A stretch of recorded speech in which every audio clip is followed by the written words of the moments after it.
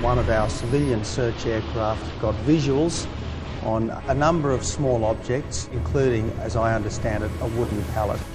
They have to be two separate pieces of debris. That one piece of debris can't have moved that far and in that direction in that period of time. There's a very good chance that these two images show the same object. There's a cyclone heading towards the search area. The storm itself is going to be in the way of anything trying to fly its way south or indeed trying to sail its way south. Malaysia 真的很顺了，让我说啊，真的。 So is there a big secret you won't show us?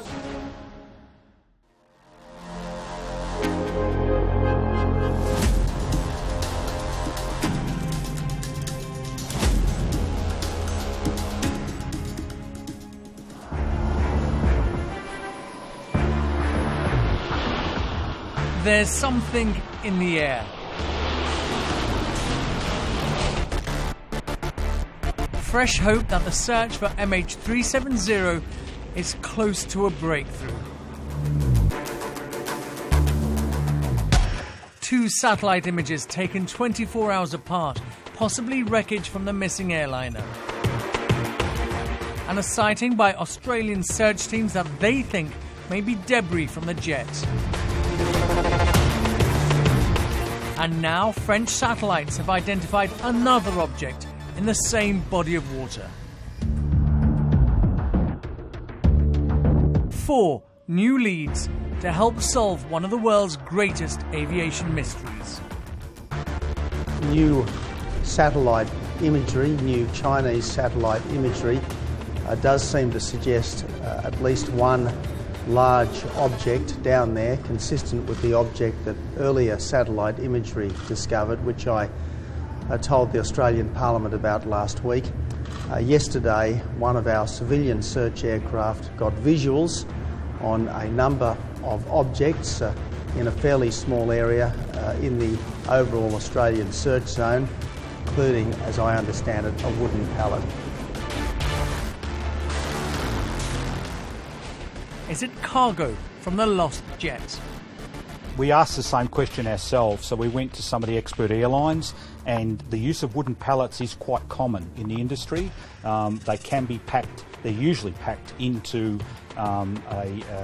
another container which is loaded in the belly of the aircraft, but within that container it's quite common to have items on pallets and then put into the other items. So it's a possible lead.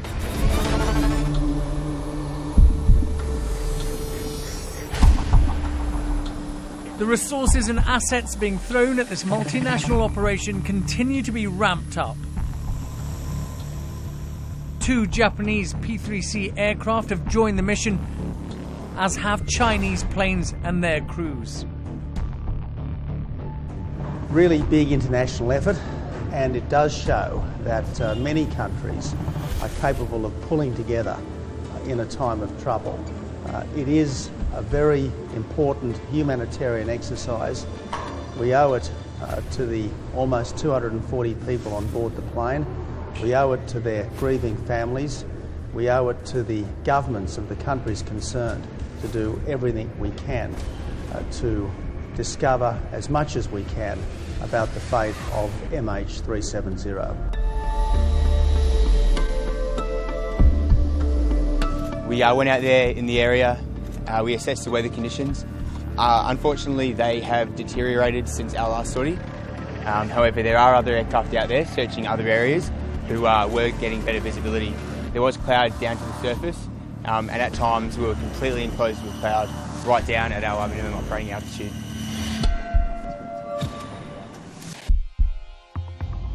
So what's the update today?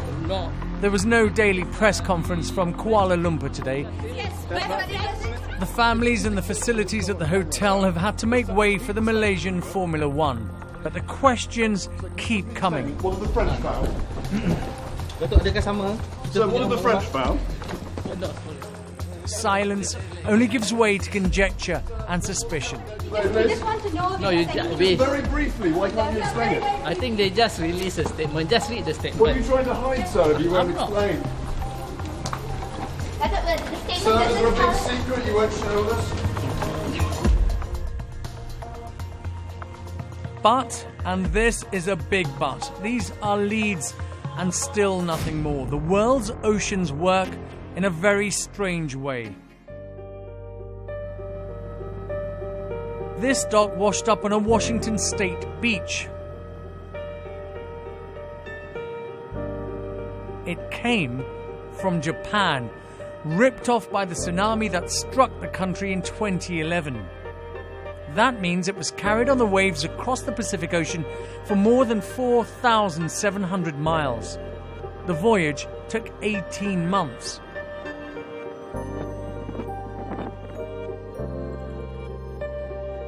And this motorbike was found washed up on a Canadian beach.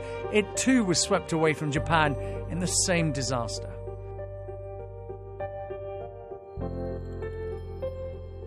The southern Indian Ocean is known to attract detritus from all over the world, and there's a number of reasons why. This is a very interesting place in the global ocean.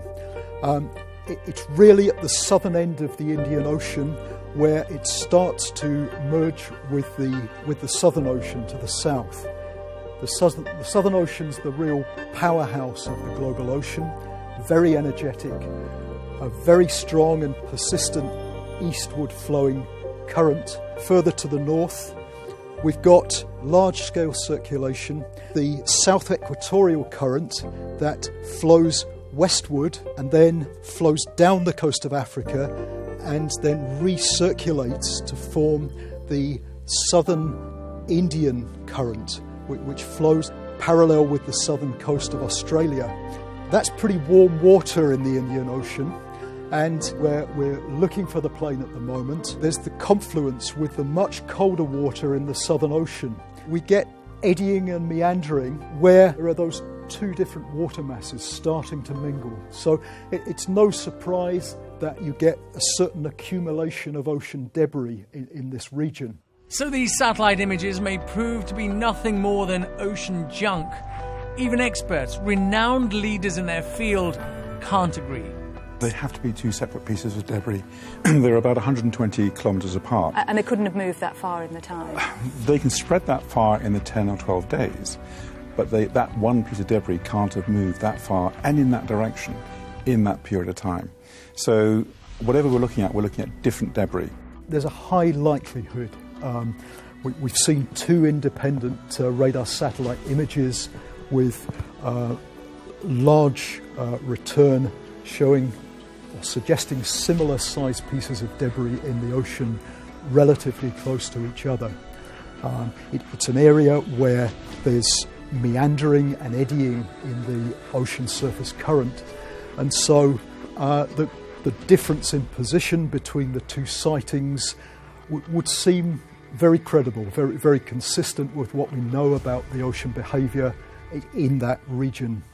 So I think there's a very good chance they could be the same observation. The contradiction illustrates the enormity of the task facing the search mission.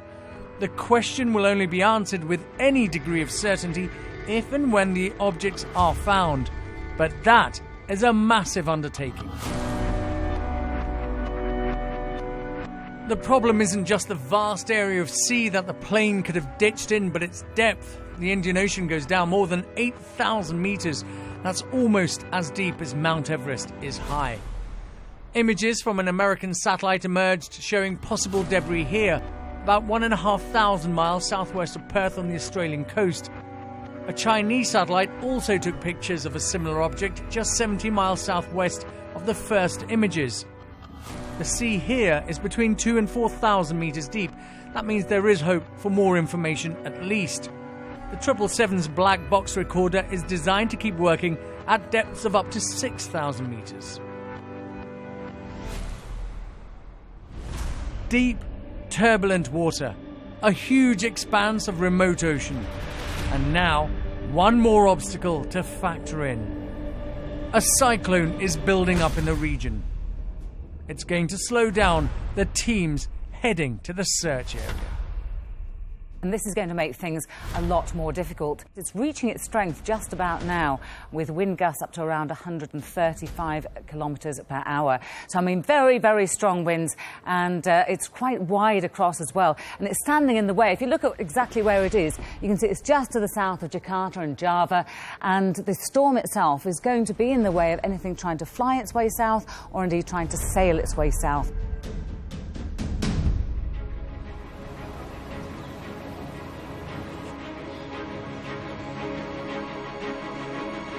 Coming up in part 2.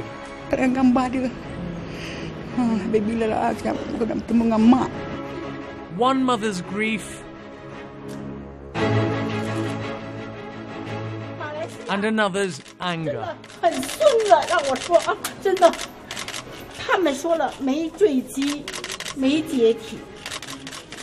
Helpless as they wait for their sons to return. Their anguish shared around the world, and Malaysia waits for proof before it can begin to grieve.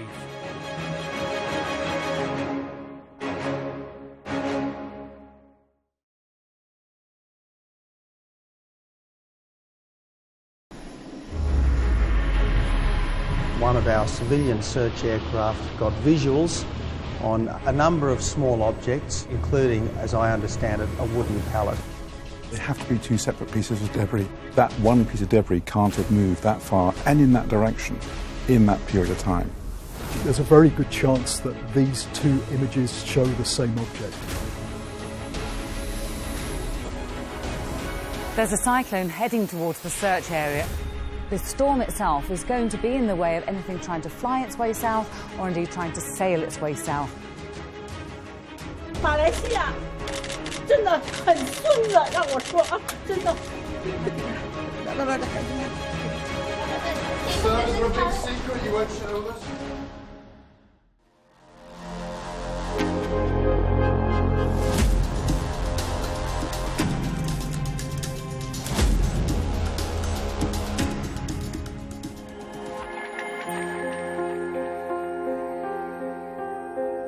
The promises and assurances are made every day. The search will go on. We are confident of finding something. That's what the families are told. But ultimately, they count for little. 239 people have vanished without trace, each one a son or daughter, mother or father, husband or wife. The waiting for news is becoming unbearable. Oh God, give me strength and guidance. I can't tell you how much I miss my son. This has gone on for so long now. I pray that he's safe. I've been praying to God to guide me. I can't tell you how much I miss him. He's been gone for so long now. I've been talking to a photo of him, asking, when will you come back to me? I pray for you, son, to be home safe.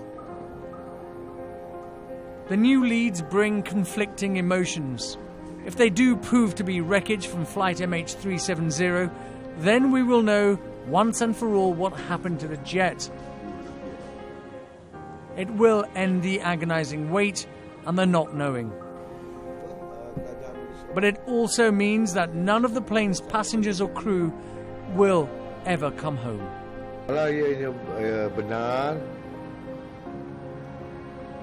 If the object turns out to be the plane, we will be very sad.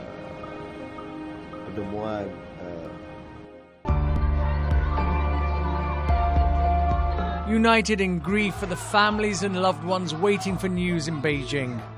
Here there is deep suspicion that the Malaysian authorities are covering up the truth. But still they come each day, as they have since the plane disappeared 2 weeks ago, in the hope that some of their questions will be answered. But the mystery shows no sign of giving up its secrets. The silence fueling fury. Malaysia is a bastard, really. They said there was no crash. No hijack, no shooting down of the missing plane. So why would they still search for the plane in the ocean, right? Our common people are not idiots. What kind of behaviour is this? For now, I cannot say anything. I asked them to explain, but they said they couldn't. Malaysia said they were unable to explain.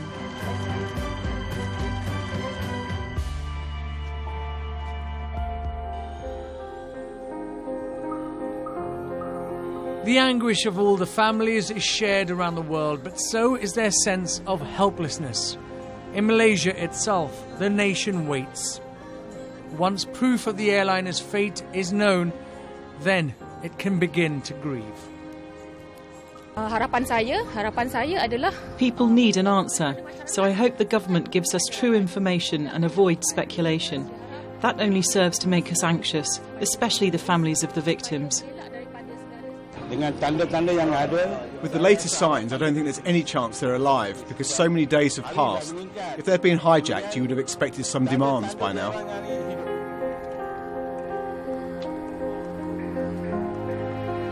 For others, there is a need to do something, however small, just to show the families and their missing loved ones that they are not alone in this difficult time. We felt that as a community of cyclists, we want to gather together and pray for MH370 that a miracle will happen. I wish they all came back safely. Actually, no matter what is the problem, I wish they can come back home early and safe. While the search for answers goes on deep in the southern Indian Ocean, so too does the investigation here in Kuala Lumpur. Early suspicion fell on the Malaysian flight's captain, 53-year-old Zahari Ahmed Shah. He's a vastly experienced pilot with more than 18,500 flying hours under his belt. He was a volunteer in the community program that I organized. At the end of the program, there was this guy helping to stack chairs to clean up that place. And not having met him before, I asked, who is this man? And I was told he works for Malaysia Airlines. I went to say thank you to him, and he introduced himself, giving me his name card. And when I saw he was a captain of a 777, that's the kind of humble person that Captain Zahari is. His first officer was Fariq Abdul Hamid. He's 27 years old and joined Malaysia Airlines in 2007. It was fairly new to this model of aircraft, a Boeing 777. CCTV shows the two men going through security on their way to board the flight that evening. We're told they did not specifically request to fly together.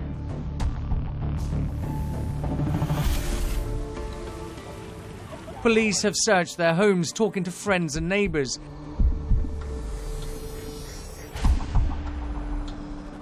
And they found this simulator in Captain Zahari's house. Investigators say that some data on it has been deleted.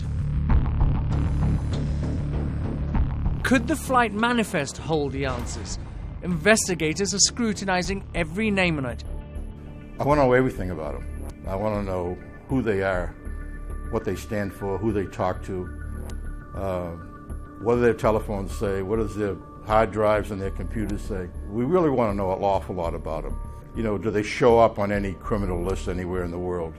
Do they show up on any, counterintelligence list? Are they associates? A fortnight after the plane's disappearance, and we're learning some more about the men, women and children who were on board this flight. Chandrika Sharma was heading to Mongolia via Beijing to attend a United Nations meeting on food and agriculture. Her husband and daughter are inconsolable. These have been very anxious moments. The family has been updated while what the Malaysian Airlines said, that don't believe any news channel, don't believe the press, just believe what we are telling you. And they do hold their press conferences, and really there's been no outcome out of it. It's been a fair amount of agony in that, being anxious. We've heard so many stories since the beginning of the whole incident. It was so it's been changing every day, and So everybody's anxiously waiting. The youngest passenger is 2 years old, the oldest 76. 7 of them are children yet to reach their 5th birthdays. 26-year-old Yu Wen-Chao is originally from Mongolia. He moved to study business at Hull University in England. He went back to see his girlfriend. Mukdesh Mukherjee and his wife, Xiaomo Bei, had been on a beach holiday together in Vietnam. Their 2 young sons are waiting for them at home.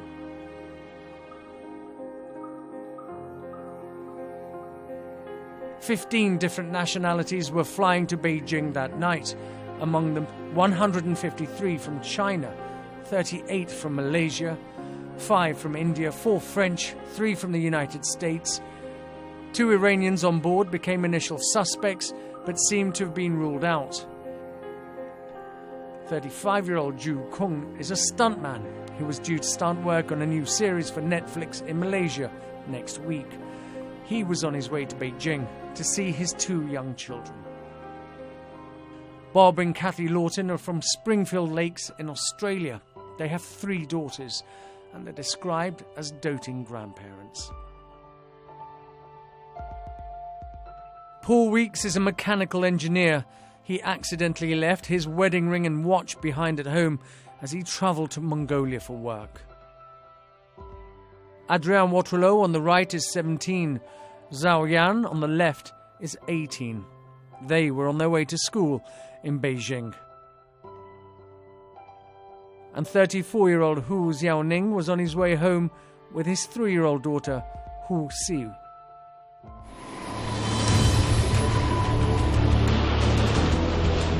Two weeks on and we still do not know where these missing passengers are.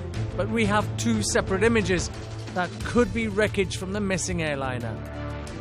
My biggest concern is that if we are not able to identify the debris, having to go back to the 2 corridors is a huge and massive area.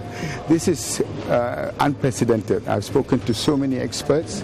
I've spoken to nearly every leader in the world, and it's unprecedented in the scale in which the search and rescue is being done, but it's also unprecedented in the complexity in which we have to work and in moving forward.